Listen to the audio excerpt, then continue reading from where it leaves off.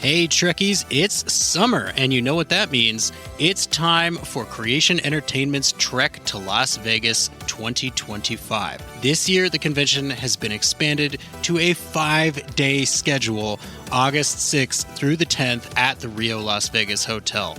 Meet all your favorite Star Trek pros in one place, and hey, maybe you swing by Vic's Lounge and you see our panel. It's a great way to meet people in person and have some fun with your fellow Trekkies.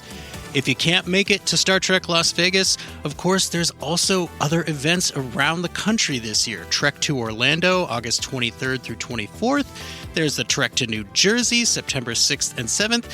And finally, the Trek to Chicago, November 22nd and 23rd. We're looking forward to meeting as many of you as we can this year. So make sure that you get ready to trek to Las Vegas. Hey, it's Paul Scheer, and you're listening to Open Pike Night, and you might be wondering, how does this podcast get made?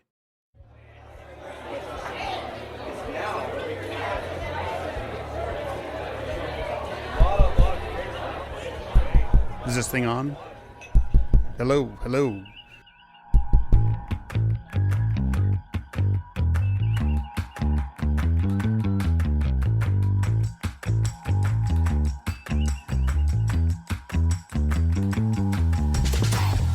Welcome to Open Pike Night, the Strange New Worlds podcast where your personal logs are the prime directive.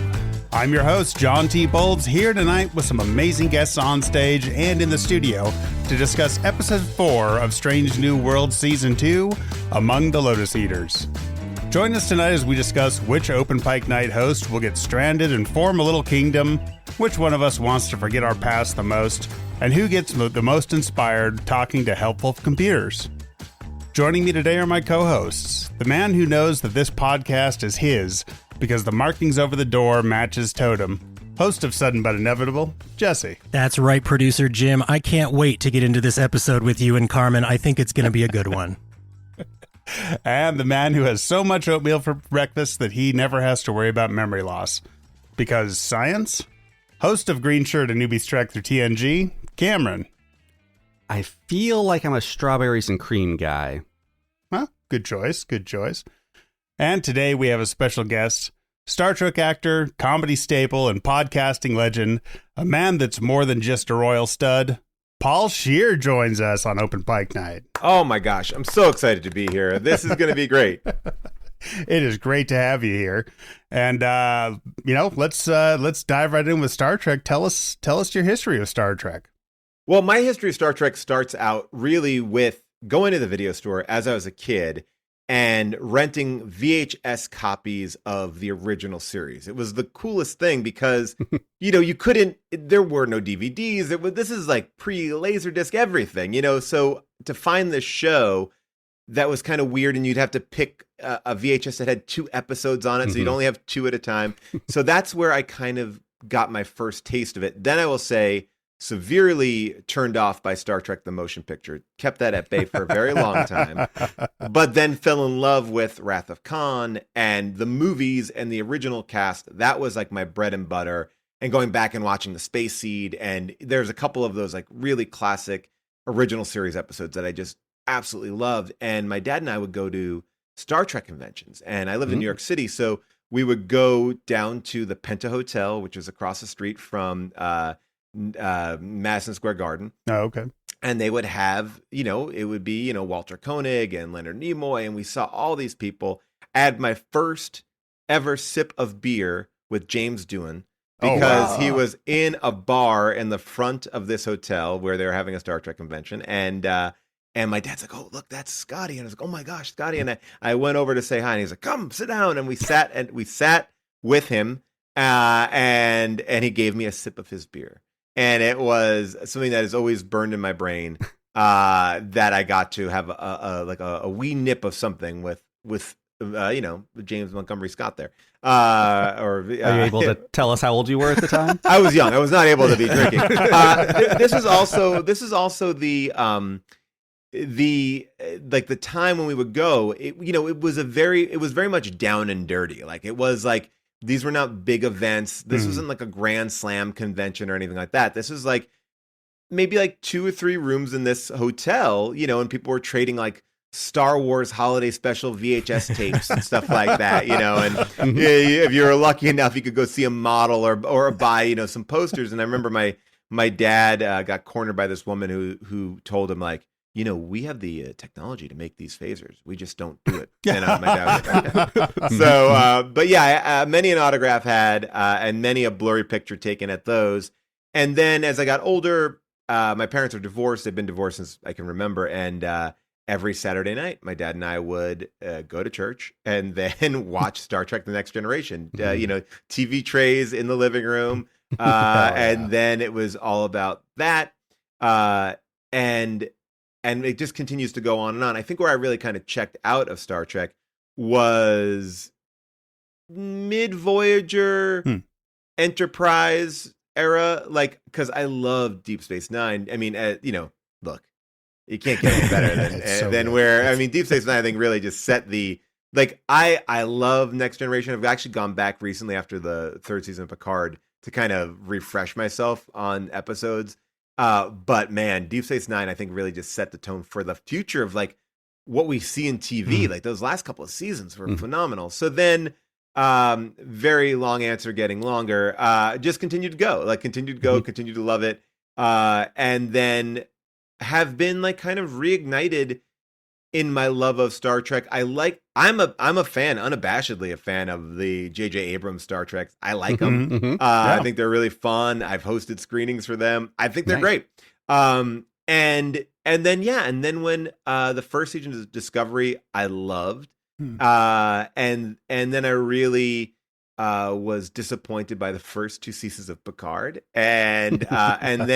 But then here comes Strange New Worlds, and I was like, oh my God, this is like a Star Trek show I actually really like. And that was great. And then Picard season 3, and I'm like, oh my gosh, I'm like fully back in. Now, meanwhile, that's not to say that I'm not also currently in a Star Trek show called Lower Decks, which I do believe is part of Star Trek canon. I mean, now we'll know in a couple weeks as they cross over with Strange New Worlds. But I don't count that because it's like I can't be a fan of that as much as I am in it. Like I feel like I can't be, you know what I'm saying? It's like there's a certain detachment to it. I am a fan of it. I think it's great, but I also don't.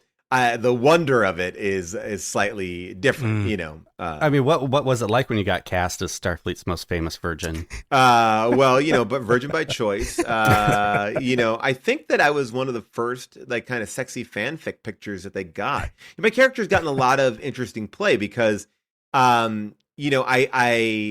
I actively don't have sex, and that's been very interesting, I think, in engaging to a lot of different people. And so this character has a little bit more of a lore than I even thought it would have, which is great. I kind of love that this character has evolved this way. But I think what was amazing to me in doing Lower Decks was I was such a fan. And when Mike McMahon, who created the show, was making it, I was like, please, anything, get me in there, and so he just had offered it to me because he knew I was like a true fan, and I love the way that he did it. I didn't know what the show was going to be, and to know that the show really does feel like Star Trek is awesome. Because I think at a certain point when he was describing it to me, I knew his love of Star Trek, but I was like, oh, it's probably going to be more like Rick and Morty, like what Rick and Morty is to Back to the Future. This will be to Star Trek, in some vein. But I was like, no, this is like a full on. This is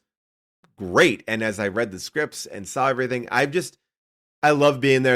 I would love to even be there more. It's such a fun world, and I'm just so happy to be back back again, not killed off. We can handle being a fan of that for you, so we will go ahead and do that. Oh, good. All right. Lower Decks has so much heart. It's pure Trek. Yeah, we all love it. It really is. It really is interesting because it's like, I think what I really love about it is it's done by Star Trek. It's not making fun of Star Trek. And I think that like it's such an easy target, but you can be funny and be Star Trek, right? That's like, I think that's the thing. Like, I mean, I grew up also, one of the things I omitted in my very long intro is I love the Star Trek animated series. Yes. I watched that a lot. And that was so fun. But I do think that like, I like the Star Trek world going out. I think that all these like shows or we live in this time where everything is its own universe. Yellowstone, the universe, the MCU, we got the Sonic the Hedgehog universe. Everything's got a universe. And I think, unfortunately, sometimes you get so caught in one area of it. I love that you can kind of find new footing and push in different directions. If I was to say anything slightly controversial, I'm a little bit nervous about committing fully into this future Star Trek, the Discovery season 3 world, as much as because I think I like where we're at. I like the Strange New World. I love how for the first time there's no like, oh, well, we have to make the ships look shitty. Like, it's like, hey, like we need, like there's no energy there. And I know that we're doing the thing with the rotating Kirks and stuff like that, but there isn't this energy. Like we have to like have this. No. We're okay. This is a new story. We can update. Everything can update. It's not like that's not, it doesn't have to live in this world where we have to change the storylines to make it look different. I think I find that to be actually really great and a breath of fresh air. It's like, no, we can live in the world that we actually like, and it can just update it a little bit. We'll start with our first call from Tessa. It has been 364 days since we've seen Sam Kirk, and I'm worried we won't ever see him again. On that note, hey guys, this is Tessa. I have mixed feelings about that episode. I didn't like how violent we saw Chris Pike be. I didn't like the whole, this planet is where we show our truest selves because we don't have any memories. I hated the constant ringing to signify that the characters had their ears ringing because your girls' ears have a tendency to ring. I did really like that Dr. Mbenga's first reaction to seeing someone in pain was to help them. I thought that was really good character information that we already knew, but it was nice to see that reinforced. I loved all the bits on the Enterprise. That's my confession. I didn't give a shit about the landing party.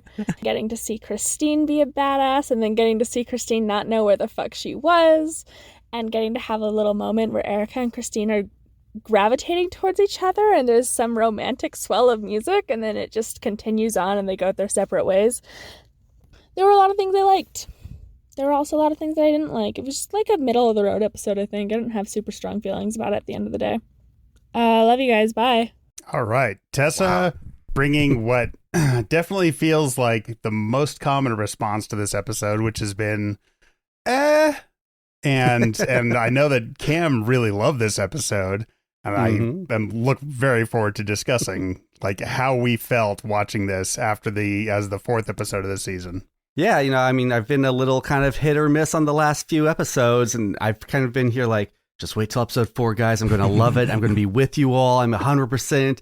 And then this is the one, people are kind of shrugging their shoulders at it. I'm like, no. This one's great.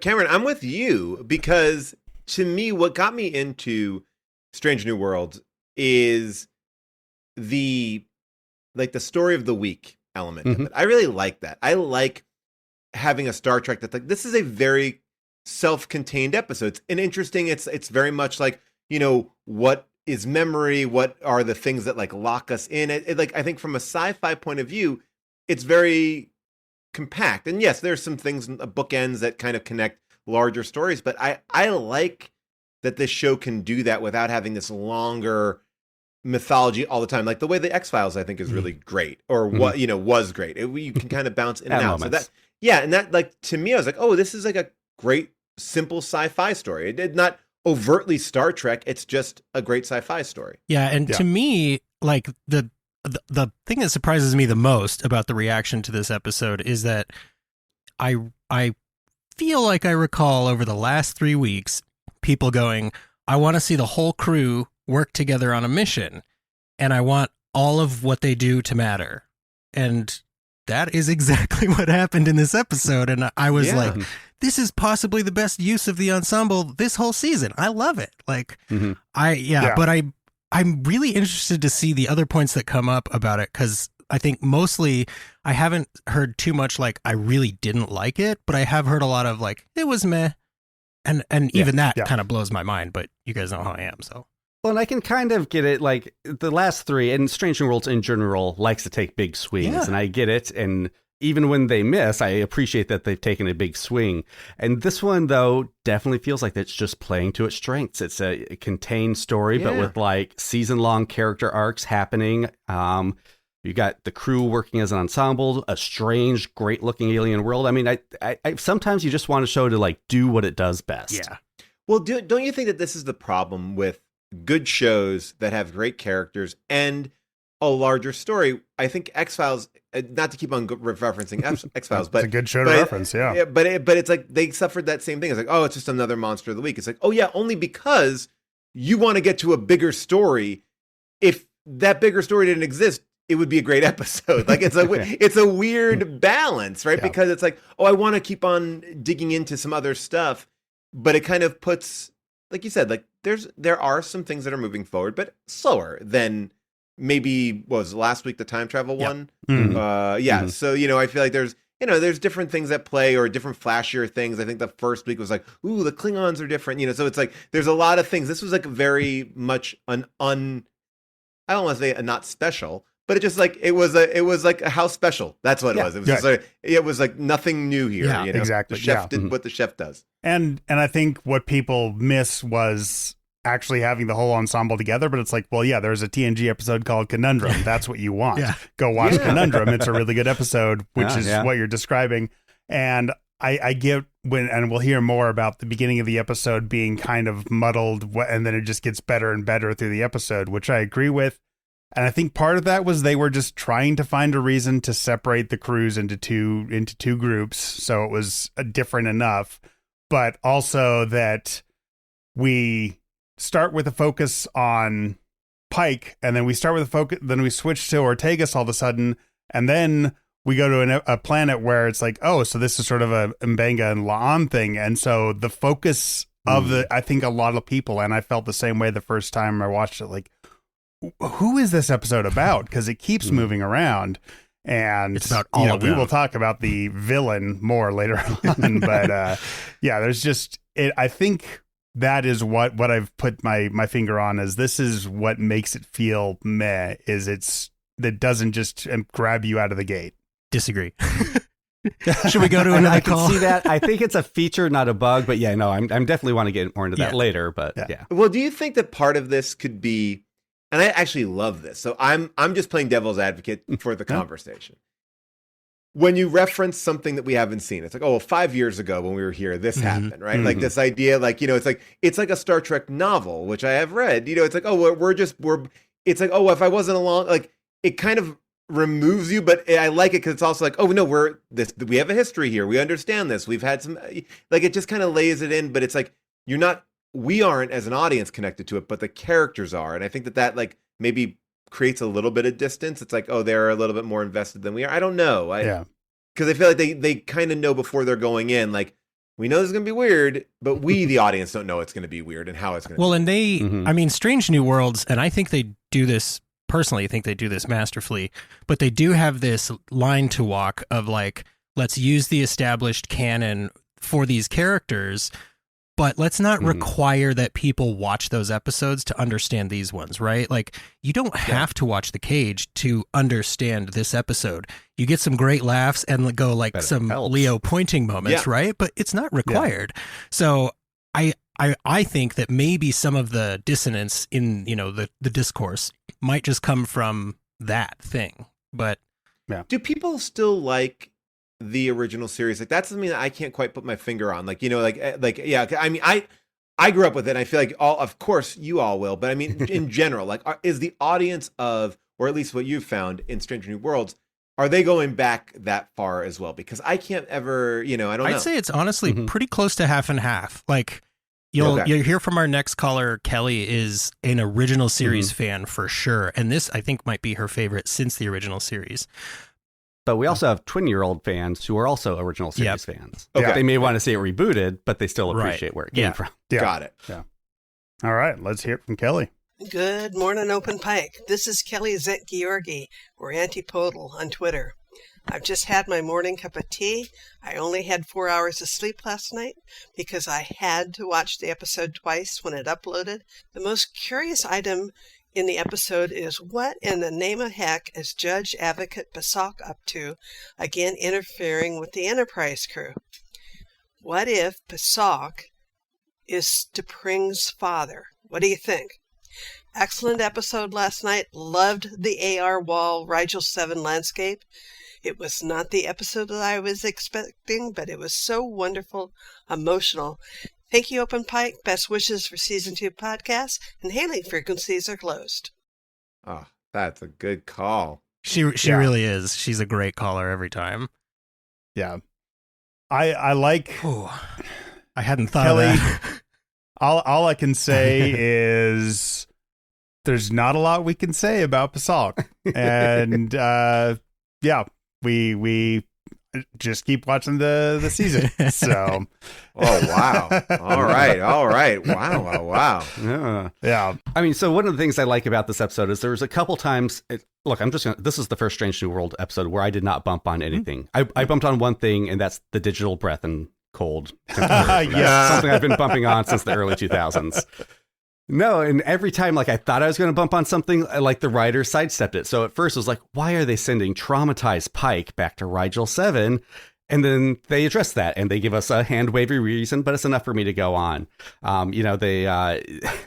There's the competency porn of, like, the doctor not, like, ignoring Lon's symptoms. Like, oh, you're confused. Let's actually weigh pros and cons of, like, going back and seeing what this is and going forward. And then at the closer to the end, there's the old guy, Lux. Is that his name? The Rigelian? Oh, yeah. I loved him. I loved him, where he like suddenly agrees to help them. And I was like, that was kind of weird. And then Pike goes, oh, just like that, you're going to help us? And they explain it. So thank you, Davy Perez. And who else wrote this? Kirsten Beyer. Davy and Kirsten. Great job. Yeah. But I say that just to go back to, I also have my own headcanon that maybe one of the reasons they sent Pike is because they're still a little upset about the whole Una thing, and someone in Starfleet is like, yeah, send them back to right, the thing that almost got them to quit. And like, hey, you know what? If it goes south, disavow, right? Like, hit two birds with one stone, maybe. I mean, and I think that that's a great point that Kelly brings up. Like, we know that Starfleet is made of people with personalities, right? So there could be somebody in there gunning for some jobs. And that adds a little pressure and stakes to our crew, knowing that there's some higher ups that don't like them.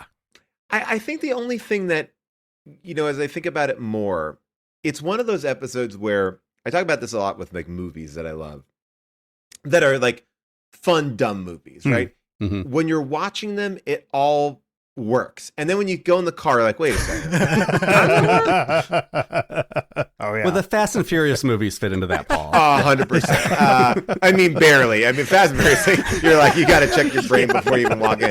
But like, like here, it's like, I am like confused about like the memory lapses are interesting, but I'm also like, okay, well then like, hey, I'm like, do they, how they have family and love if they don't have memory? Like if you start to like dig in, it gets a little murky very quickly, but I think if you stand back, it kind of makes sense, right? Like, I mean, they give us the right amount of information to be like, okay, I don't understand that, but they're not telling me everything. Right. Yeah. Exactly. Well, and that's what I hope. I think it fits the metaphor too, right? Like different people are going to process grief and loss differently, and they're going to make different choices about that. So, I mean, if you look at it as not only the episode, but like what they were trying to do, and I feel like a lot of Star Trek fans, most Star Trek fans, I think do that. So I feel like, I don't know if that's slack that we're cutting it, but I feel like we're almost always trying to watch on at least two levels, right?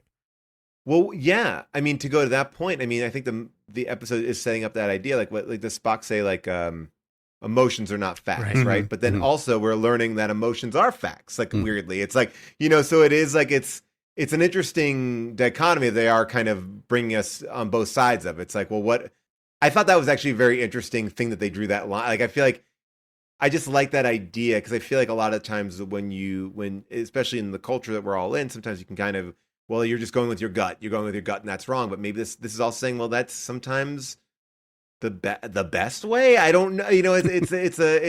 It's a thorny subject, I think, ultimately, which I think is cool for them to tackle. Yeah. Well, it's a very Star Trek-y thing to say, like, human emotions are the right thing, the way they trust, right? Yeah. I do love the moment where, like, the ship interrupts Spock saying not to go with Vegas' gut. Yeah. It is a bold choice. Like they've based two big storylines off of one episode of the original series and an unaired pilot episode, and it worked masterfully in Discovery season 2, like with the previously on and establishing Pike knowing about his future, like fantastic. And then they go back to mine that well again. And it worked again. Yeah. Like I respect that they said, hey, it was a 4-hour mission the first time. And then they show us that La'an, after 6 hours, La'an is really affected. Like, great. Awesome.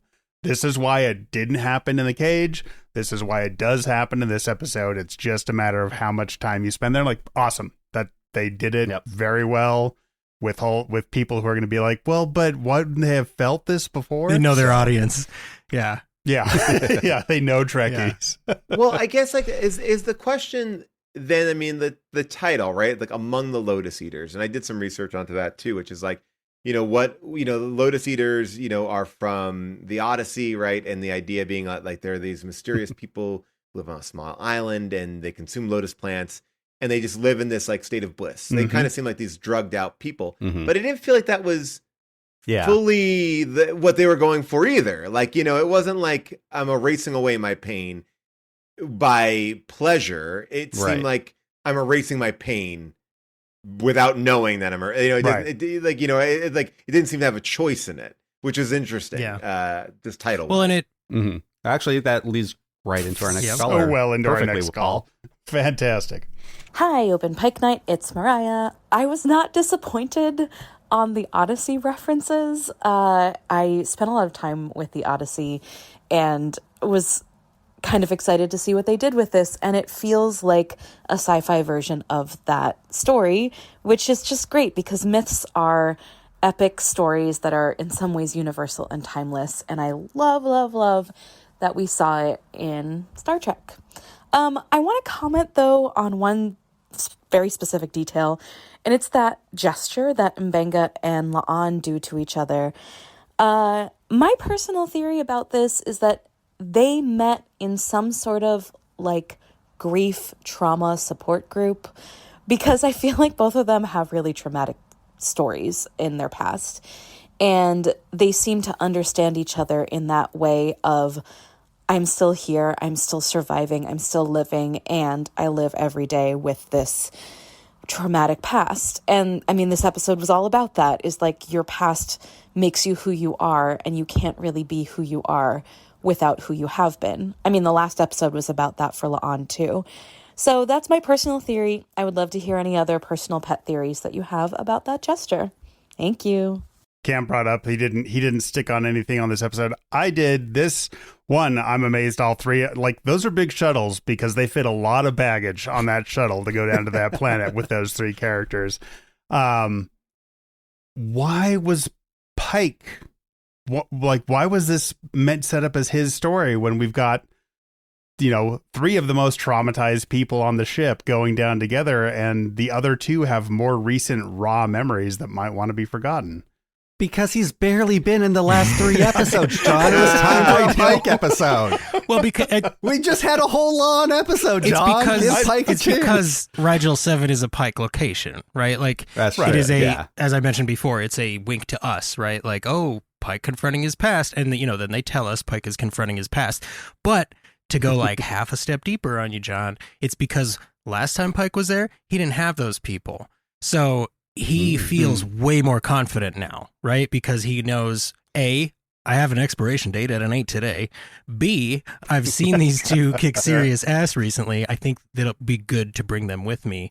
Now, to Mariah's question, I think that the eye gesture is either they're both huge Metallica fans and they're saying sleep with one eye open, or they're just doing the sleep with one eye open thing because they met like in a battle situation. We know Mbenga has war history. We're not 100% if La'an does, but it could be that, or it could be eye for an eye. But I don't know who they would be like pointing that at, if not each other. So I think it's sleep with one eye open. That's my theory.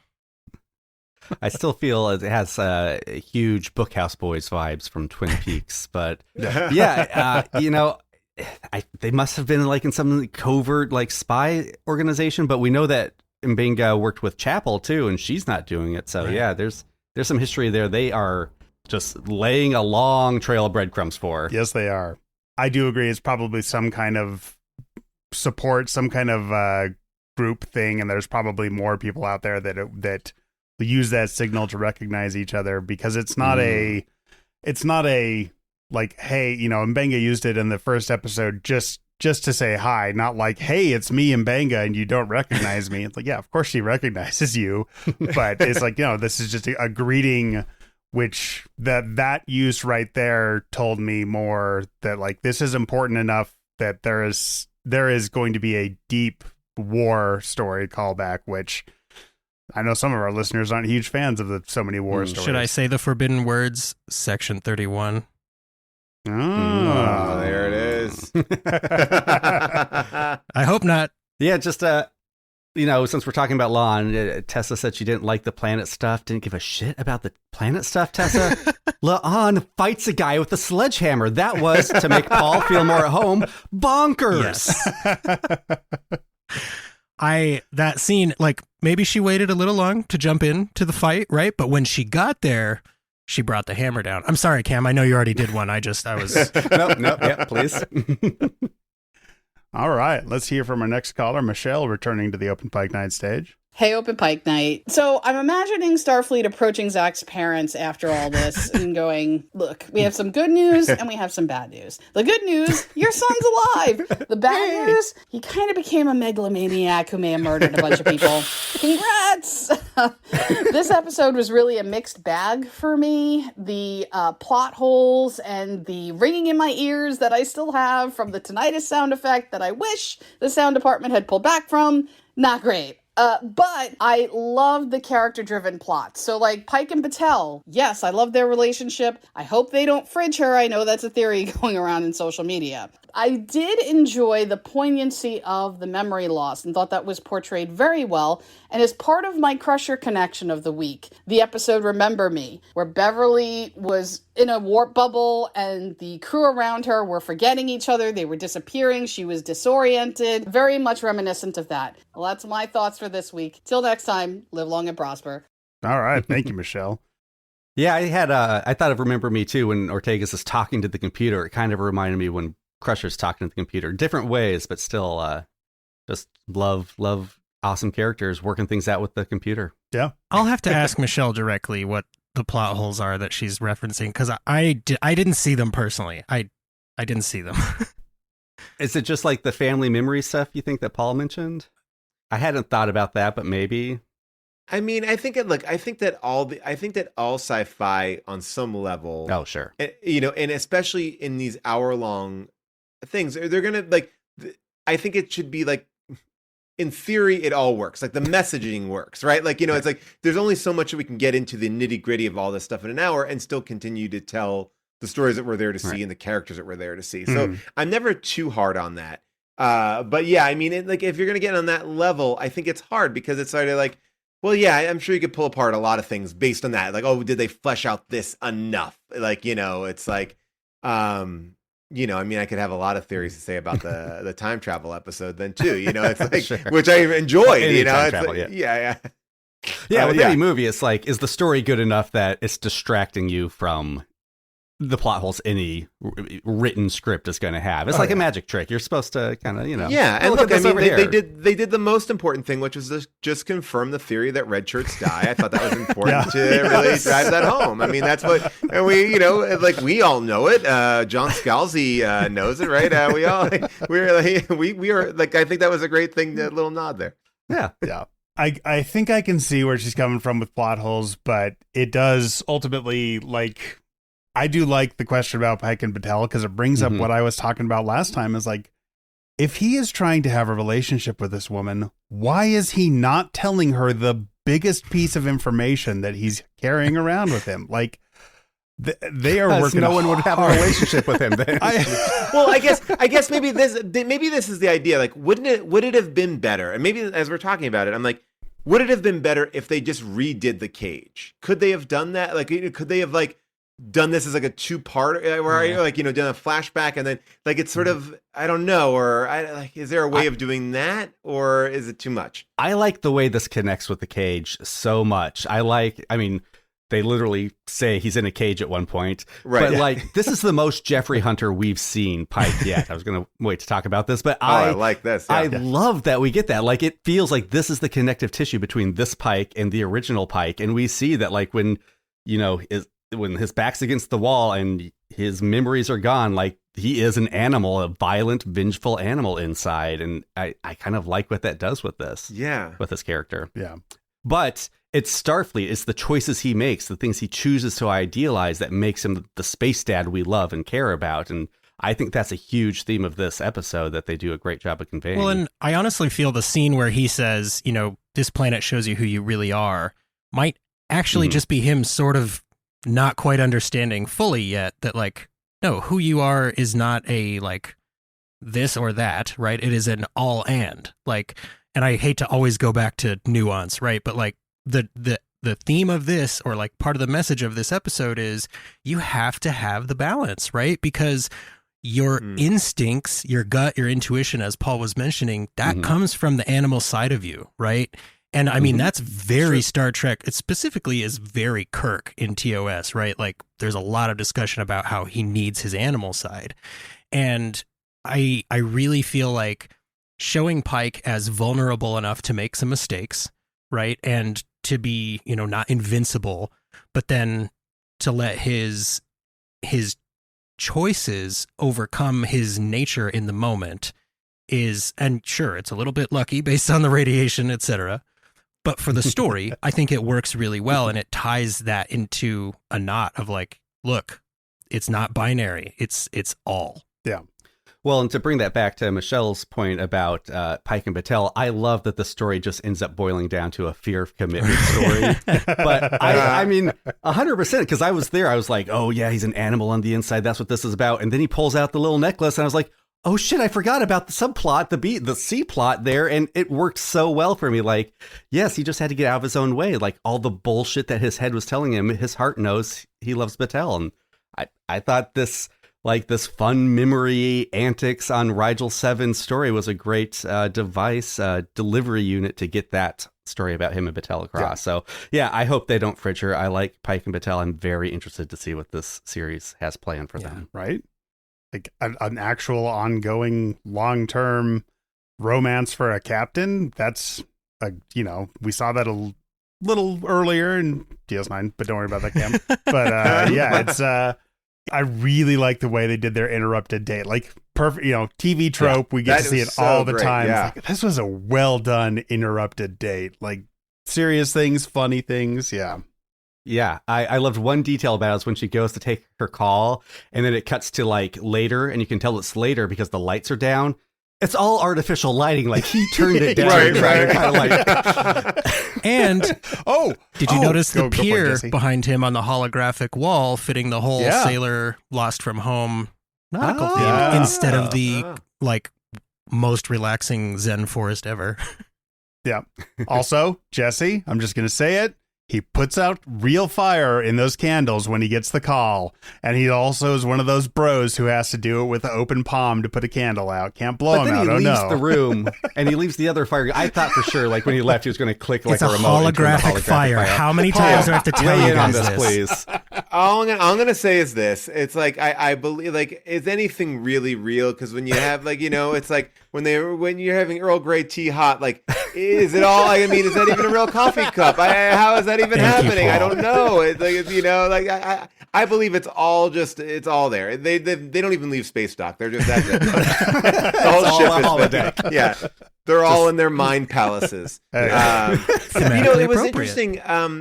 Yeah, well, I think what I was reading a little bit, because I tried to do my research before I come on here too, is like that this is how amnesia actually does work. And we have this idea of like what amnesia is, right? This idea of like what we know on TV and film, right? This like kind of magical, world of amnesia. It's like, you don't forget your skills. You still have the same instincts. You just don't remember information about yourself. And I think that was an interesting way of like also, I don't know, just maybe examining that. Like it was an interesting, I think that idea, like you always are who you are at the root of it. Mm-hmm. You may not remember all the connective tissue, but I think that that's a really interesting thing. I think that that also, we can go in this direction too, that's like a metaphor for, I mean, it is a metaphor for depression, right? Like you're lost in this idea of like, I am me, but I'm not me. I am lost in this world, and you're kind of crawling back into the world, like who you actually are. You're the life force that you've kind of lost. I think that that is about grief. I think that that's a really beautiful idea of like you finding yourself again, you know, and that's like, I think the biggest challenge that most people have who have depression, grief, whatever it is, you know, is getting back to you. And the way they portray that is, I think, really evocative, right? Like, okay, let's go storm the castle, boys. And then it's just like, oh, I'm behind somebody and I need to act now. Like, I just had a time skip, right? Like, it really puts you in that, like, okay, maybe this is why they're always going forward in this episode, is because they're like, forward is all I have right now. And that's another great layer of metaphor, right? Like the only way out is through. And I love this show. It's like, I really do. I mean, the idea too, like the way that you hear, like, I fly the ship, right? Like I fly the ship, and it's like, and that, like, that is the anchor. I mean, these anchors to who we are, like, and like you were saying before, it's like the necklace, all these things like anchor us to. Anchor seems like you're pulling down, but it's like it pulls you forward. It's the only thing. Keeps you in place. Yes. It keeps you, whatever good. Someone come up with a good metaphor. Call in and say what that is. I'll call it the line to your water ski line. That's what it does. It pulls you forward. Yeah, I've seen this episode compared to, you know, and as far as allegory for Alzheimer's and dementia a lot also, which if you look at it through that lens, I think it does accomplish really well, almost as well as like the Castle Rock episode with Sissy Spacek, like just nailing what it could, for somebody who doesn't have it, what it feels like to just be floating away from, you know, anything, you know, and then all of a sudden you're back for a little bit and then gone again. And it does accomplish that extremely well. We had this sketch at UCB back in the day, and it was about a nursing home who had a theory of just go with it. And the idea was like, whatever your parent was going through, like, and the idea being that like, I want to be I have family members who suffered this, but the idea was this guy thought he was in Star Trek, and there was this whole scene about where he's doing all this stuff, and all the people doctors and nurses are coming in to administer drugs, but they're doing it in a Star Trek way.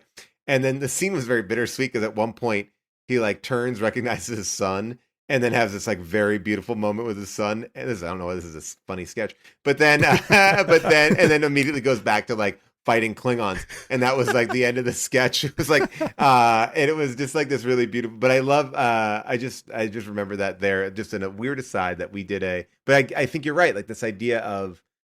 I don't know. I think it captured that really well. Sorry, I went off on a weird tangent. Well, and I think they did a great job too, on top of, you know, showing that everybody deals with these things differently. They showed everybody having different anchors, right? Like Pike had the keystone, and Lux had the totem, and, you know, it was just, it really, to me, it felt like everything for everybody. So I'm hoping that when some of the people listen to this episode, they go back and watch, and they're like, you know what? Yeah, I'm having fun. I like this. Well, and that's why you bring La'an and Mabinga down, right? Like, because they're the ones who might want to forget their past. Like they have something to lose by getting their memories back. Like that's why they're there. Is everything Paul is just saying about that depression and grief. All right. Well, there is one character we definitely want to focus on, the patron saint character of this show. So we'll do a call and then roll into our montage for the episode. Oh. Hi, guest. I am Venus Badbutch.cosplay on Instagram and Butch Ortegas on Twitter. Don't know how I feel about this episode. I don't like war stories. I'm tired of war stories. I don't agree with oatmeal as a breakfast choice, but I do agree with Celia all the time.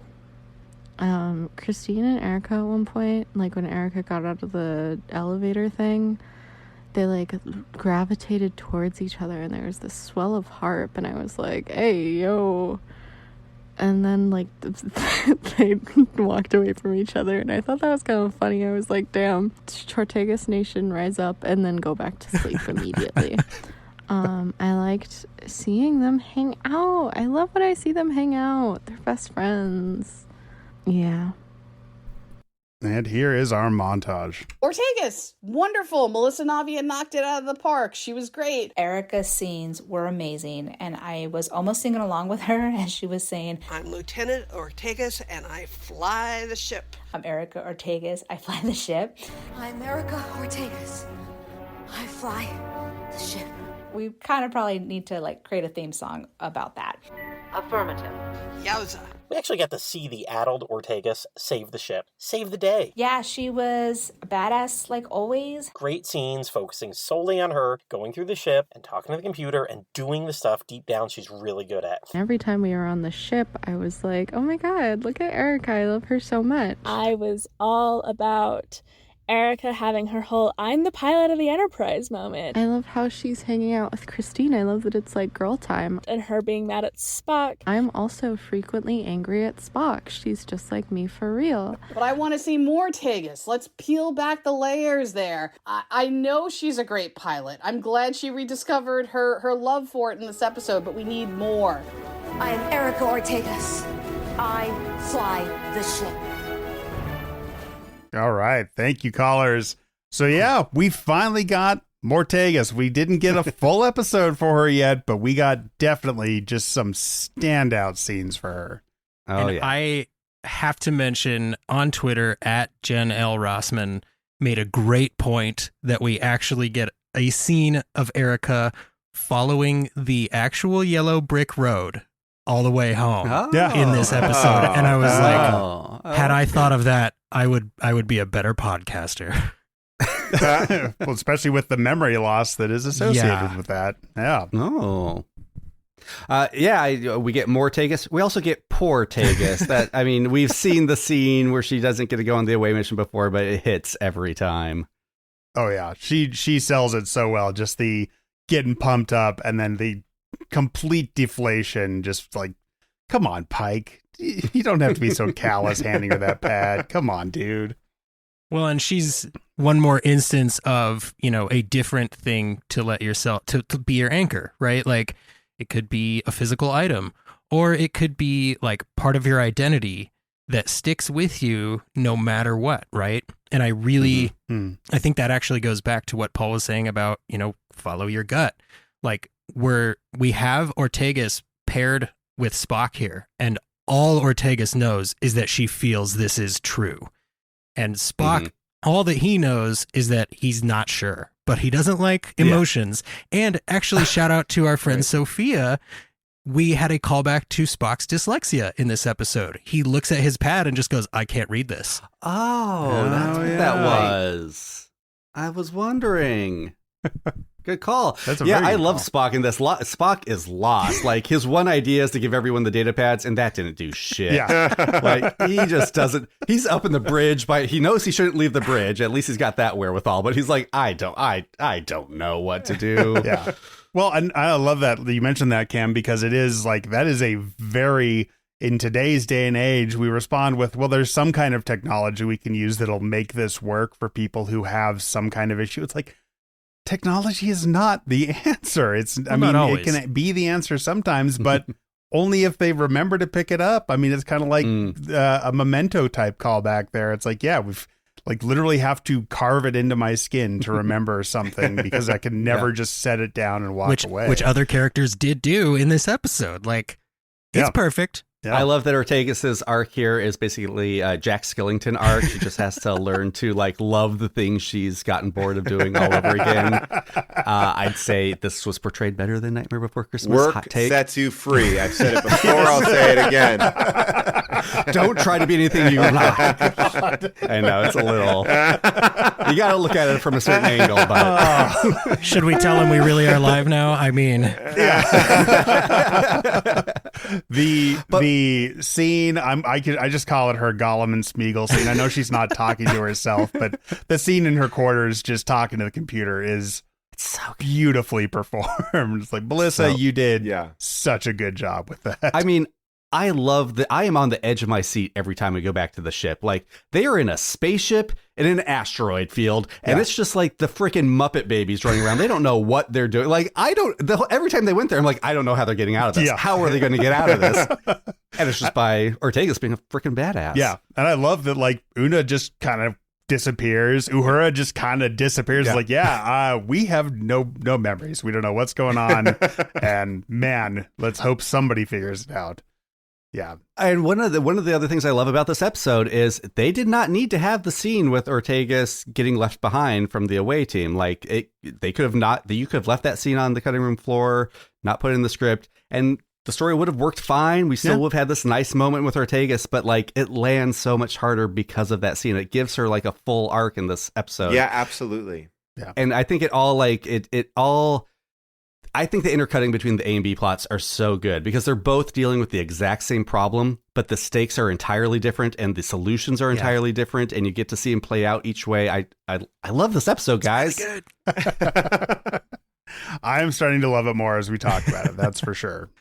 Well, I think what it is like I feel like this is the root of all great Star Trek, which is they fall in two categories, at least for me. One is the discussion episodes, the episodes that like can give you a little bit more, and the other ones are like, oh my gosh, it's so cool they made these giant plot choices. Like, at the end of the day, I don't know, this is all like character movement, and it's small character movement, right? But it's probably setting up for something, you know more than I do, for, it will build, and hopefully by the end of the season we'll see how this piece maybe plays a little bit of a bigger part. But I do think it's like, I don't know, I like that idea of I think we miss out on these conversations sometimes that's why I love that the show is a weekly show, because you have a chance to sit with it instead of just like, I burned through this one. Now I'm on episode 5. Now I'm on episode 6. And it's like, I'm done.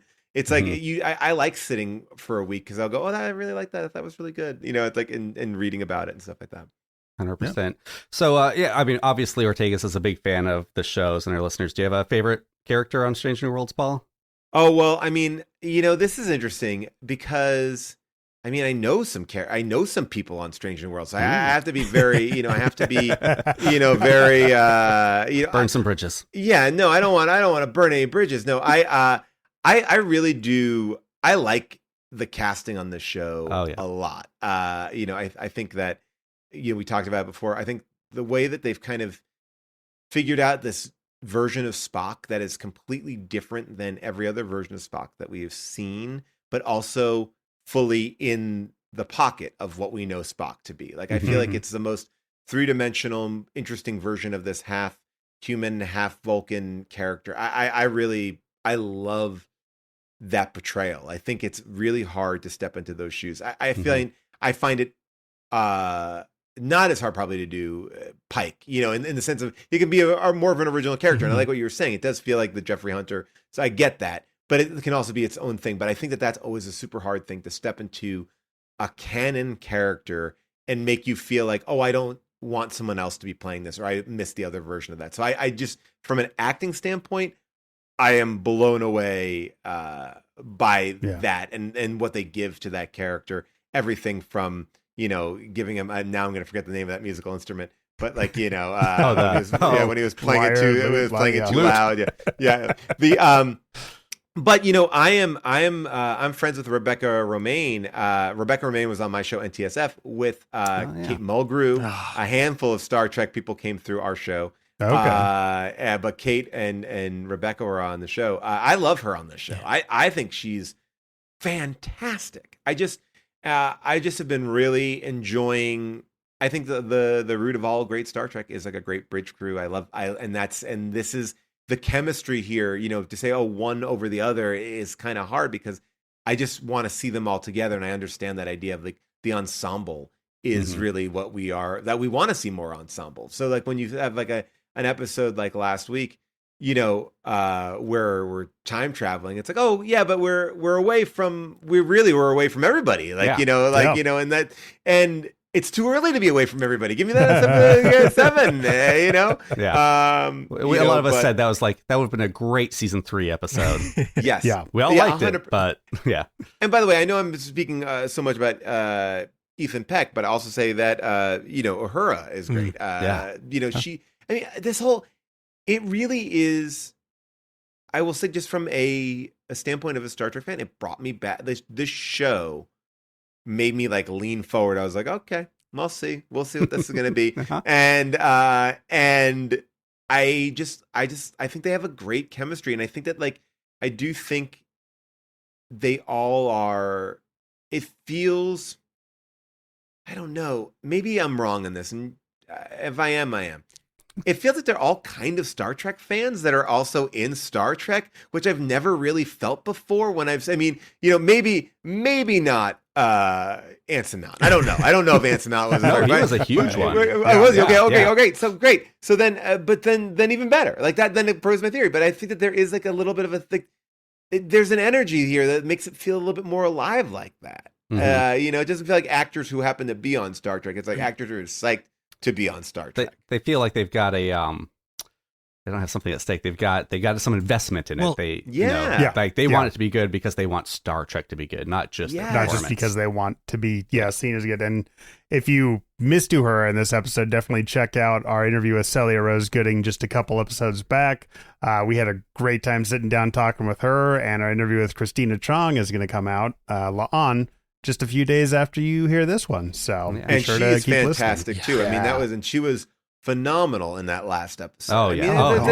It's like when I started watching the first season, I followed them all instantly wherever they were on social media. I got to get on board and Well, see them all. And to your point, Paul, I mean, it honestly feels like you've had conversations with the cast, because the stuff you're saying is the stuff that they've told us. So like specifically with Melissa Navia, who plays Ortegas, she was like, I constantly have days on set where I'm sitting there and I'm going, oh my gosh, I'm on Star Trek and I fly the Enterprise.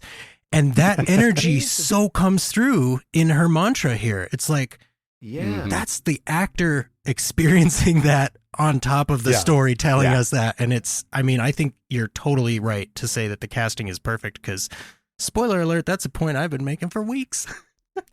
Yeah. I mean, that's something Star Trek's always been good at. Yes. Yeah. Well, there's an energy there. It's like, it really, not to jump Star Trek shows for a second, but I will say, like, there was something really great about that Picard season 3, and no offense to Picard season 1 and 2. I'm not going to talk smack on it. But I will say that, like, you see these people who are excited to be coming back to these characters. It didn't feel like, oh, we're doing this for a paycheck. It's like, like, I felt like everyone gave these like Emmy-worthy performances that you were like, oh my gosh, this is the best version of Riker I've ever seen. Like, this is, these are like, everyone just brought like their A++ game. And I feel like it does make a difference sometimes when you see that. I don't know. There's it's a small, subtle joy that comes through. And I think that sometimes in this now world of a million shows, every now and then it loses its, there's something you can tell sometimes when it's not 100% there. Yeah. Mm-hmm. And I will say to anybody, Picard is a strange beast to tackle. It's like, man, approach each season as its own thing. Like, ignore what 100%. Happened before, ignore what happens after. I told all my friends, I was like, just watch season 3. I said, there's one thing that you need to know, and you don't even really need to know that. Yeah. Like, I was like, you can figure it out with a very quick Google. And then they'll tell you at the end, and it'll be fine. Like, exactly. Right. It'll be fine. All right, let's hear from our next caller, Robert, returning to the Open Pike Night Stage. Hello, Open Pike Night. This is Robert from Science Fiction Remnant. I'm really digging season 2. And this TV show, one of the things that I love about the most is how they please the fans of Star Trek. This whole episode, and I'm sure you know about this, is a callback to the Cage episode, the very first original Star Trek episode. And again, I love when shows do this, right? We watch that episode. We have, well, at least I had questions when one of the illusions that the Talosians created for Pike and Vina was that famous fighting scene that took place in Rigel 7. And I am tickled to death because I am able to see what happened, right? It was illustrated on the episode, but it was just basically mentioned, and I got to see it So I love when shows do that, and Star Trek is definitely doing this a lot frequently than any other IP. Live long and prosper. Yeah, I mean, 850 plus episodes, and there's a lot of stuff to mine there. I mean, Cam, we're working our way through DS9 now, and you were mentioning today is season 1 just, wrapping up threads from Next Generation. It's like, yeah, this is definitely hey, here is a loose thread in Trek that we can go back to on Strange New Worlds. Which also, I will say, as much as I love seeing actors who like being in Star Trek, I love seeing writers who care about Star Trek and want to tie up those loose ends. And it's not just a show. It's like, this is the weird thing. It's like, sometimes you'll hear, I don't need to be a fan of it. I can write. No, I think you do. I think it's not just a sci-fi show. There's so much more. There's so much more there. And I feel like that's the other part of it. It's like, people who want it's not just being assigned to them to do it. Like, well, bring this in because we're going to set this up as a movie or a TV show or a spinoff or whatever. You got a fan service. It feels like, no, these are actually fans who are like, oh, this would be a great opportunity to do blank and blank. Yeah. Well, you look at, let's bring up Star Wars. Like, even the creator didn't really know what was great about it when he made the prequels. And then it took a fan 100%. To come in and be like, no, this is what was great about it. Let's just do what was great about it. Well, this is the hard thing. I think that people feel like, I don't know, like, you'll read these things. Certain people will take over a Marvel show and be like, well, I never read the comic book. It's like, that's not a thing that I would want to be bragging about if I'm making the television show. But like, it's like, to me, I was like, the comics have all the material that you need. Like, or they've laid out beautiful groundwork for you. Yeah. Like, at least get familiar real quick. That's like the idea that like you can do it better. It's like than the gigantic backlog that you have. It's sort of like a physicist going like, I don't need anything that it's had before me. I'm just going to start off from scratch because I got it. I like math and I figured this out.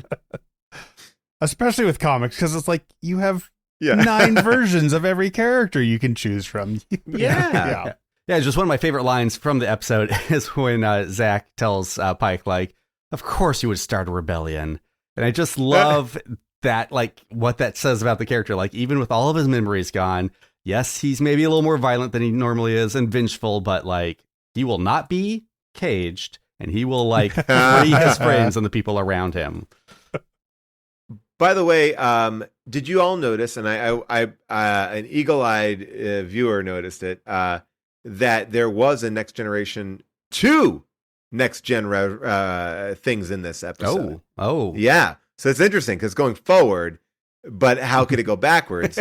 And they, when Pike is opening a bottle of wine, that is a bottle of Chateau Picard. Okay. And the it's other a screw top also, which had people up in arms. Let me tell you. Oh my gosh! By the way, one of my favorite things, not to keep on going back to Star Trek Picard, that I love was that Picard is bad wine. It's like that was the running joke of season 3 Picard. It's bad. It's not good. And then the one time he gets a jab in, it comes across really mean. But the other thing was that the Mariner's Medal was on the farming colony of Gult, where a Worf grew up. That is very cool. There it is. Yeah. That's and cool. you only get stuff like that, to Paul's point, when you have fans who care about what they're doing writing the episodes. Man. Right. And by the way, and that doesn't detract anything. Like, people say that a lot about Lower Decks. It's like, well, I don't understand if you're not a fan of Star Trek, you get any of this stuff. It's like, no. Most people who are watching Lower Decks aren't fans of Star Trek. They're like, oh, I like this. This is funny. And then you, who know Star Trek, are going, oh my gosh, those are really funny jokes. But those jokes are not, they're fun little Easter eggs in the purest sense. They're not, it's not distracting. Yeah. They work on two levels. It's additive. Yeah. Like these two things that I just mentioned mean nothing ultimately. They're just fun. It's like, oh yeah, that's kind of cool. That's cool, but yeah, it doesn't change the story. But then there's stuff in Lower Decks too, where it's like, I put Wedge Douge as one of my top 3 Trek episodes of all time. It's like, this is just pure Star Trek and doesn't require any other knowledge of it. That's what took me by surprise about Lower Decks. Was like, oh, this is Star Trek. Like, it's talking about Star Trek, but it also is Star Trek. Yeah. and well, really and I good. think that's the thing. It's, Mike McMahon is a giant Star Trek fan, and when they were writing the episodes, they were watching these shows and really like understanding the rhythms of it. It was like, we want to create a show that is in true like harmony in the universe, and it can still be funny and interesting. Mm-hmm. That's why I'm actually very excited to see. Is it episode 6 where Stranger New Worlds does a crossover? Where, 7 with Lower Decks. I'm like, that's gonna be. Yeah. I mean, so really, I mean, I think it's gonna be a full blown comedy episode. That's what Jonathan Frakes has said. Yeah. So no Billups in it. Yes, it's like no Billups, no Billups live action Billups yet. Yeah, not yet. That's the key word, honestly. Yeah. Always. If they do a Strange New Worlds crossover every season, I am here for it. Yeah. Oh yeah. Oh, it's so fun. I mean, I think they're, I don't even know that much about it. I know that they worked really well in tandem together. Like they really, and to make sure that I think it's going to feel different. Mm-hmm. Yeah. That's my teaser for that. I think it's going to feel like, the way that you felt like when you watched Deep Space Nine triple episode. It's going to be within the world, but also like, this is like a departure. I think it's going to lean more into comedy. I think it's going to feel more like a Lower Decks episode, which I think can work because Lower Decks is Star Trek. To your point, it's like but I think it's going to have a little bit more of a comedy. Mm-hmm. I think it's going to cross-germinate a ton of fans. Honestly, I really do. I hope so. Yeah, I really do. Yeah. It's I think that like I feel like that's I know there's been such love for Prodigy, and it's like, and that's such a great show, and unfortunately it's cancellation. Hopefully it will find a great home and places that probably better than Paramount Plus for kids shows, but I think that like there are these misconceptions. I was on a show for 7 years called The League about fantasy football, and people were like, "Well, I don't know fantasy football. I don't, like I love it." Like, and people I was like, "You don't need to. Like, you can like it. It's fun if you do, but it's like not a prerequisite for it." And I think, and hopefully people will be like, "Oh, this is fun." And what we have coming up, I started recording new stuff for. I don't even know what I'm allowed to say on the Lower Deck side of it, how many seasons we're in there or whatever. I don't know what's officially announced, but recording new stuff for that right now, and it's been a blast. To your point, my wife didn't like football. She definitely hated fantasy football, but she loved talking shit to our friends. And I was like, you got to watch this show. And 2 months later, she's entirely caught up on The League, and we're waiting for new episodes to come out. So, like, if you can find that one in, you can get other people in. Maybe Lower Decks, maybe The League, maybe Strange New Worlds. Yeah, this is it. You gotta like. I think that like because it's ultimately these shows. Like we were saying before, it's about these characters, about an ensemble, and if you like the ensemble, you will go anywhere with them. I'd argue the interesting thing about this show and Discovery. Are their first seasons are pretty good. I feel like Star Trek first seasons are rough, or have a tendency to be rough. And they really did hit the ground running on this show, which I think is really good. I think Lower Decks did too. Yep.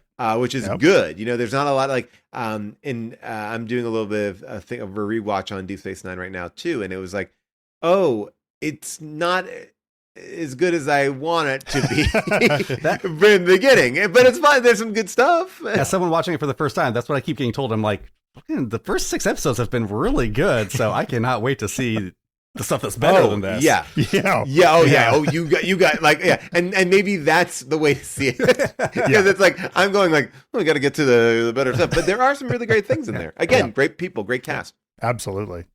All right, should we do the next 2 back to back, guys? Sure. Jesse and Marcy. Let's do it. Okay. All right, here is Jesse.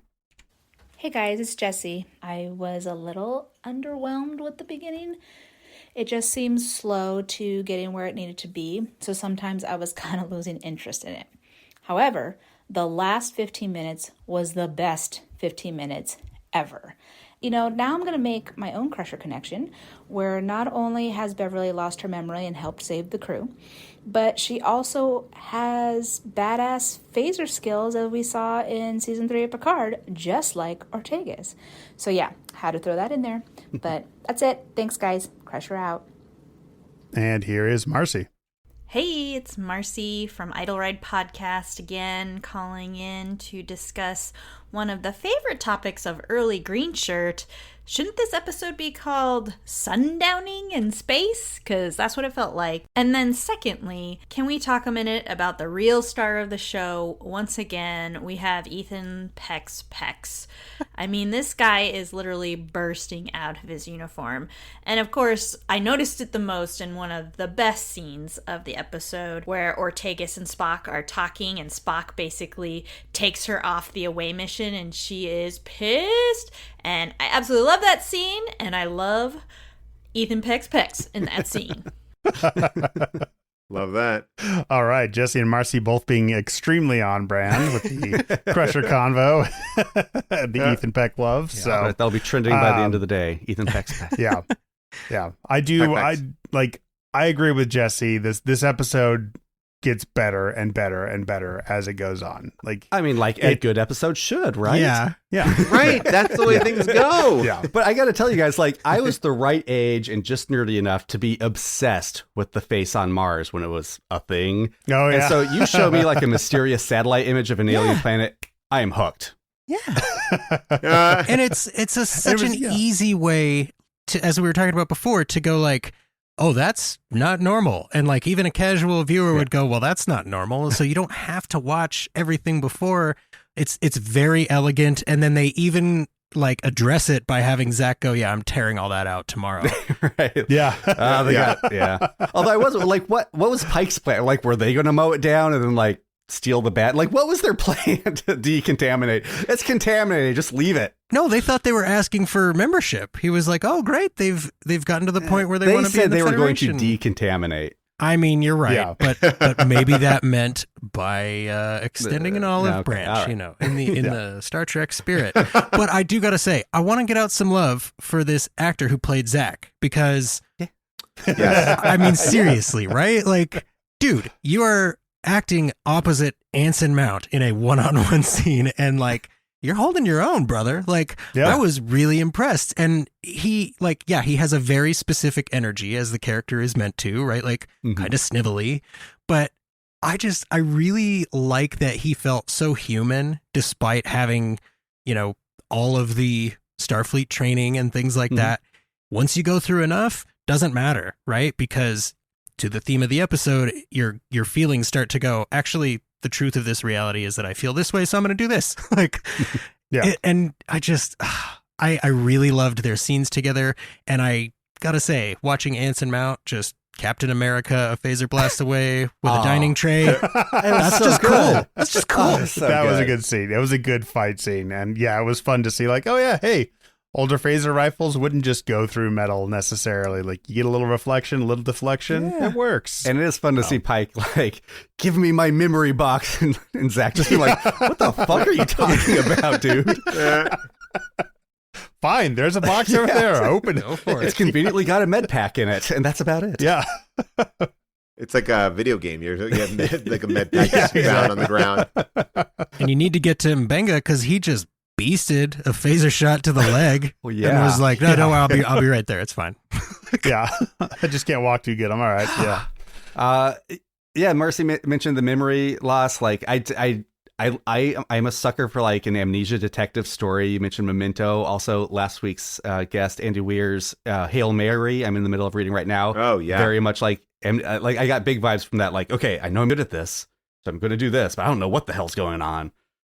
So yeah, I'm a sucker for those stories. So I think the memory loss hijinks were a lot of fun, and then just tied so nicely into all the character arcs and the overarching themes. I love this episode. With the memory loss, and I do want to highlight the scene when they're in Luke's house, and he's explaining, and the way they speak differently because they're trying to desperately hold on to anything. And I think every actor conveyed that so well. Just these aren't the normal witty conversations we get to hear. This is just I know this thing because it's in front of me and I can see it and know it's real. Really deep stuff, punctuated by Lon going, "I'm not dead yet."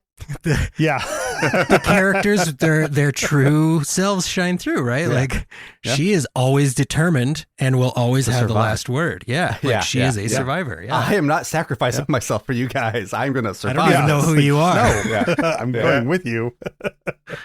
All right, let's hear from Palladium 3. Let's do it.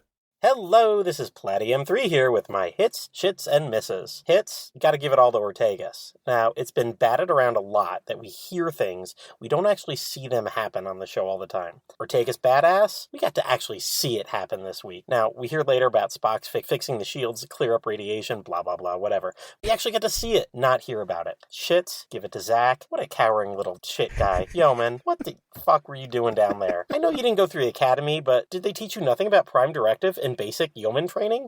Also, how did your sniveling little self never get usurped the past 5 years? Misses. La'an and M'Benga both have a lot they'd like to forget. They've got heavy burdens that I know would be great for them to just be able to leave behind like Luke. And that just got lightly hinted at. I kept thinking, especially after the previously on Strange New Worlds part at the beginning, that they would touch on those deep issues and how freeing it might be for them to lose them for a bit, but they just didn't. Seemed like a complete missed opportunity. I don't know where you'd squeeze that into the episode, but I still felt its absence. Strange New Worlds count is now 3 out of 4 episodes, and I'm going to give the nod to season 1 here. Memento Mori had scary Zorn and tense moments. I didn't feel a single threat from Yeoman Zach and his inaccurate pew pew pew, not stormtrooper dudes that he had as the big bad. My still biggest issue with this is, who the hell is Zach? I get that they established, but just as it's like, oh, we're doing a callback here, and I think a lot of people, we've talked about it before.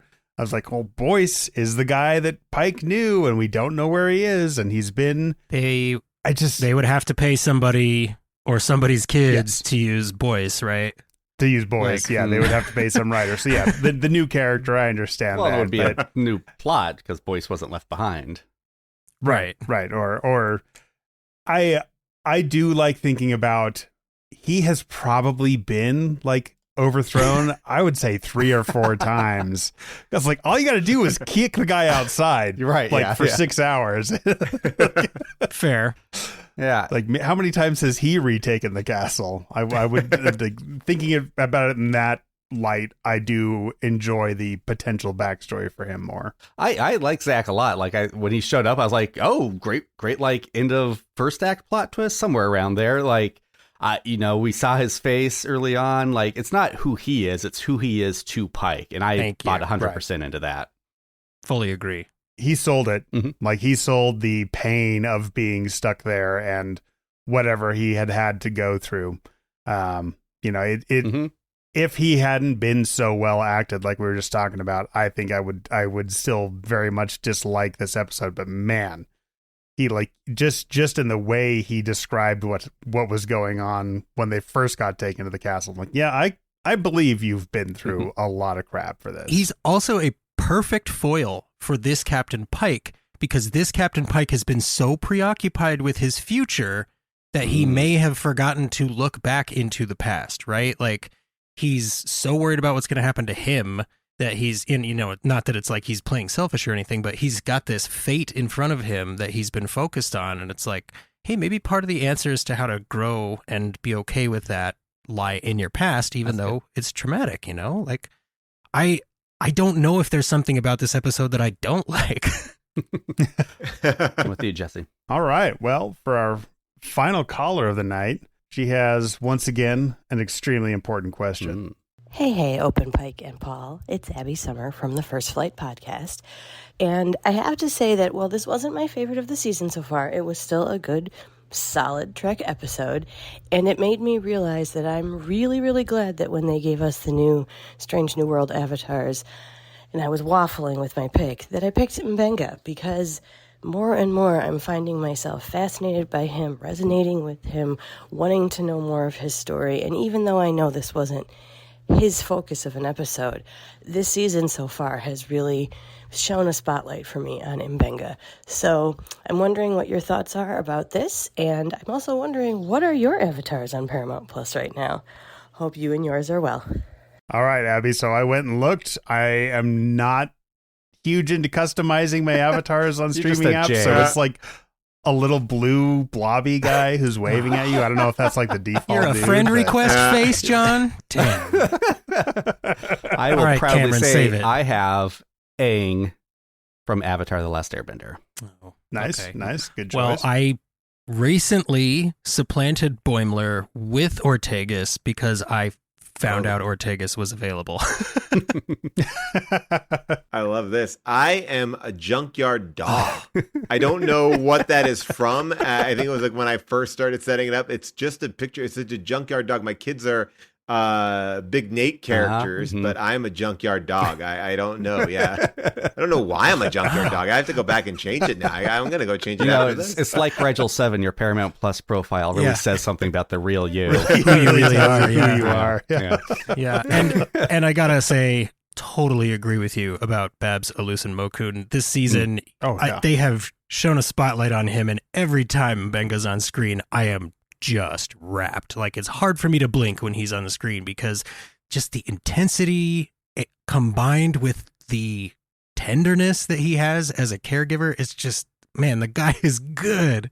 Has he, at this point, thrown more punches or pulled more heartstrings? Because, man, he has been fighty this season. So it's curious to see his, like, the growth and the evolution of his character. And I know a lot of people are like, when are we going to get to see his story continue with how he's doing? Because it seems like he's feeling in a pretty fighting mood. Although, in this one, again, he doesn't want to fight, but he will. Well, I've been wondering lately, like, what happened to his wife? Is that part of his tragic backstory? Like, was he in the war while his daughter was alive, or did she come later? I'm very curious to get more of his backstory, for sure. And I'm still saying, if you cross a desert with somebody, you probably talk about having kids at some point. So I'm very curious why Pike hasn't been like, hey, where's your daughter? Like, I remember you telling me you had a child and just haven't heard anything about her. What's going on? And Mbenga, again, just goes, she's fine.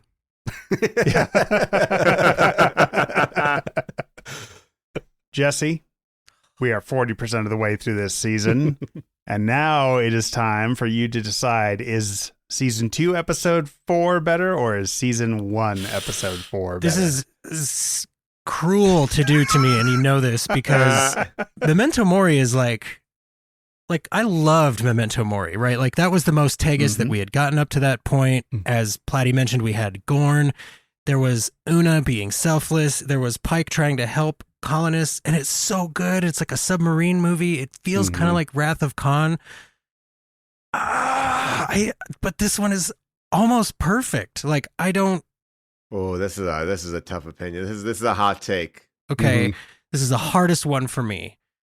But I feel like maybe I might like this one a little bit more than Memento Mori. Oh, man.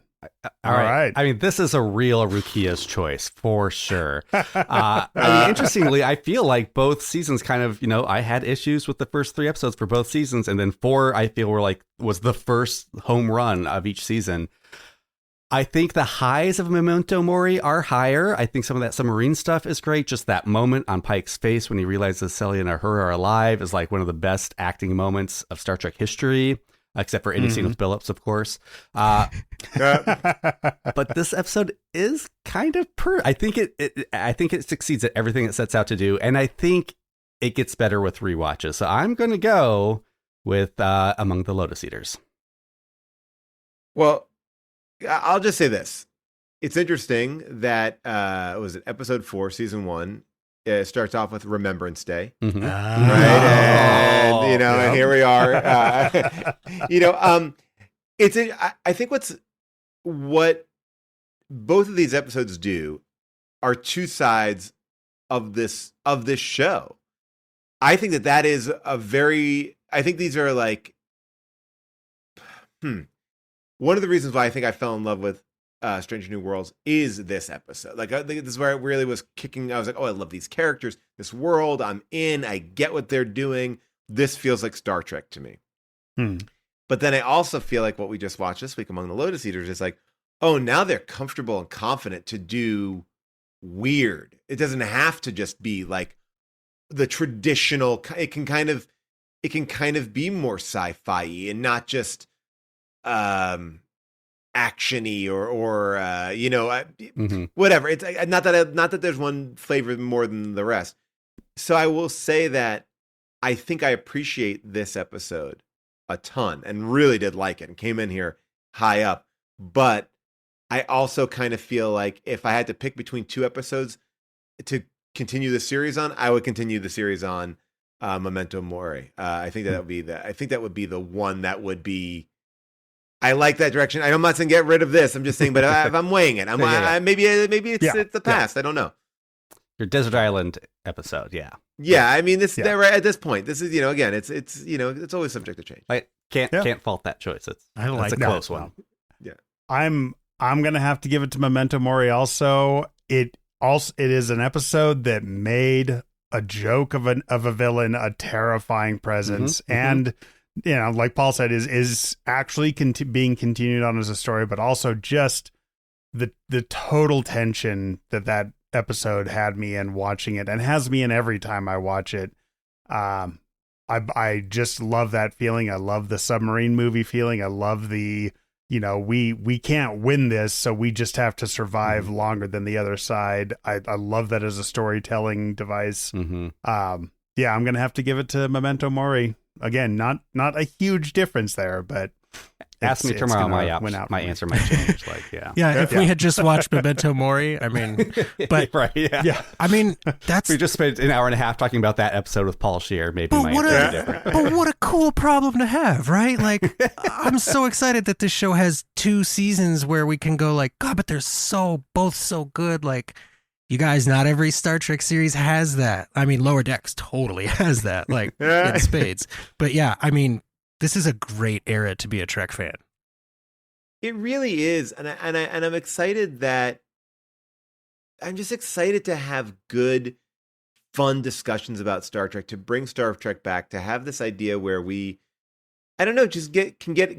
I mean, maybe this term is overused, but like geek out about stuff, and I feel like that's like, and it felt like for a long time I was geeking about stuff in the past, and what all these shows have done is like made me get excited to see stories like this, to see actors like this, to get excited about, I don't know, to geek. I haven't geeked out on a show that's, it sounds so pejorative to say nerdy or whatever, but it's like, oh, these are the things that I like. I do like this stuff. And it's like, it's not for everybody. And that's great. And I kind of love that I can like, but there are these people, like when you start talking about it, like, oh yeah, I've been watching it too. And I feel like that's what I've been getting a lot with this show. And I love that. I love I'm finding like secret Star Trek fans.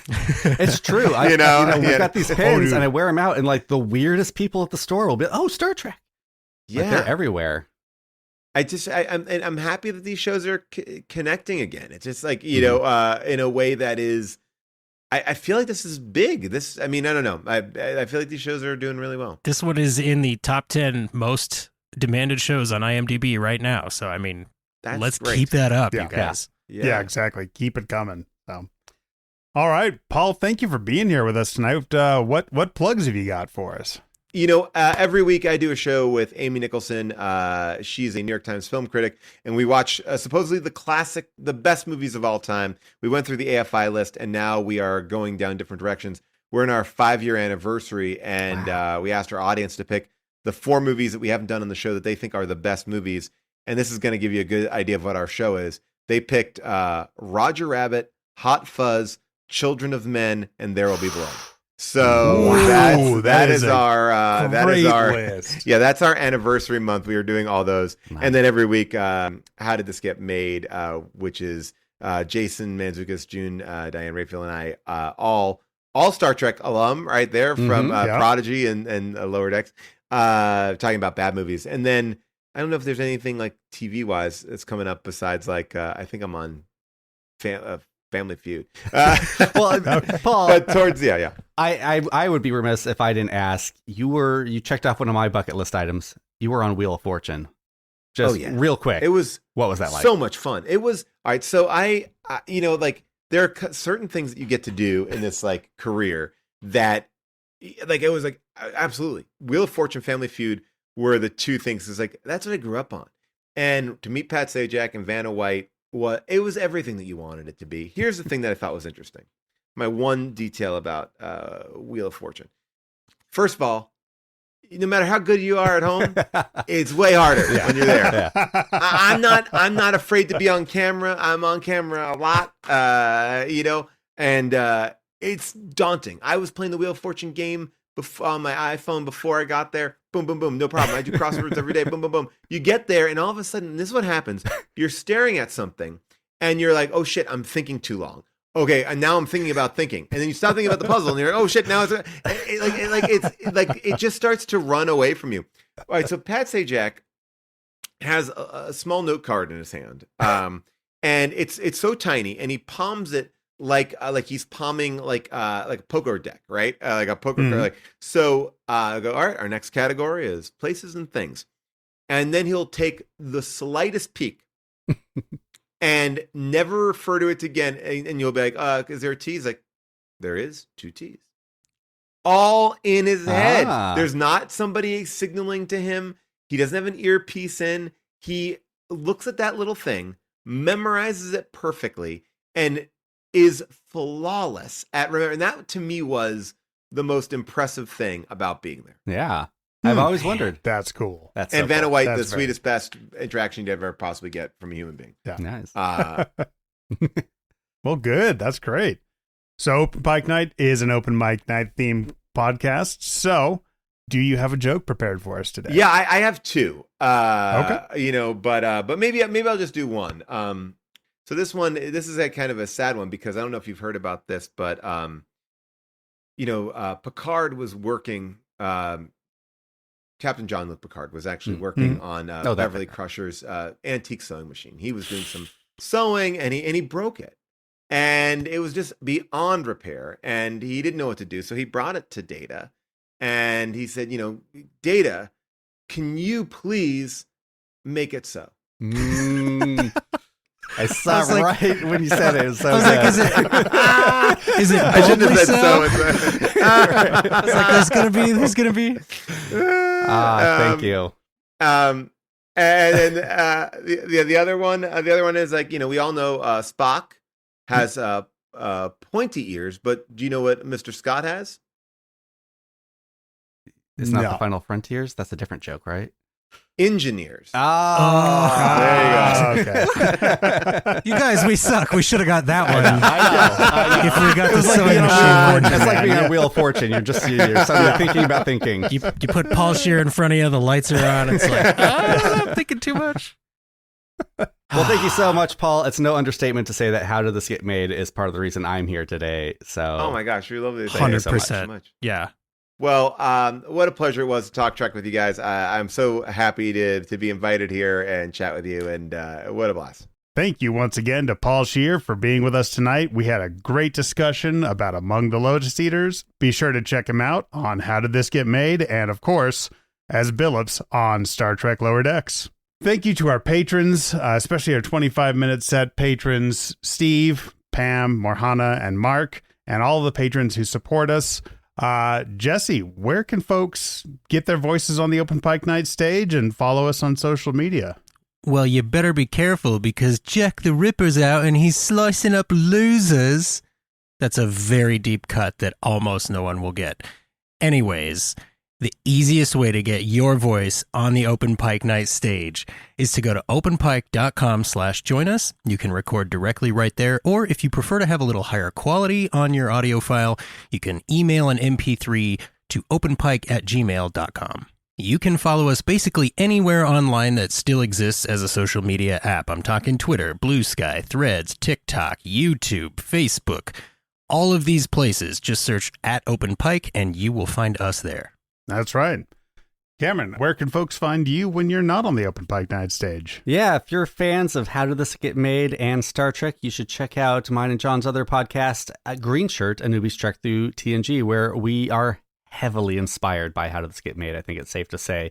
I'm watching TNG for the first time, but we're halfway almost past that through season 6, and we've also started DS9, as we mentioned earlier. So, super fun. Come check it out.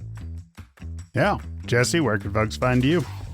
If for whatever reason you need more of me in your ears, just stay in this podcasting app and look up Sudden But Inevitable. It's a show where I bring people through single-season television shows that got canceled too early for their first-time viewing. So, if you like to hear people get forced to like stuff, check out Sudden But Inevitable. It's been a long night, and the Open Pike Night crew has to go really evaluate our choices because damn is Paul Scheer a professional podcaster. We may be the podcast that looks like getting your shit together, but he's the podcast that doesn't even have to think about getting your shit together because it is. They just don't shit. It was a pleasure to podcast with him. Mm-hmm. So be sure to clean up after yourselves. Be sure to tip your servers. You can go anywhere you want, but you can't stay here.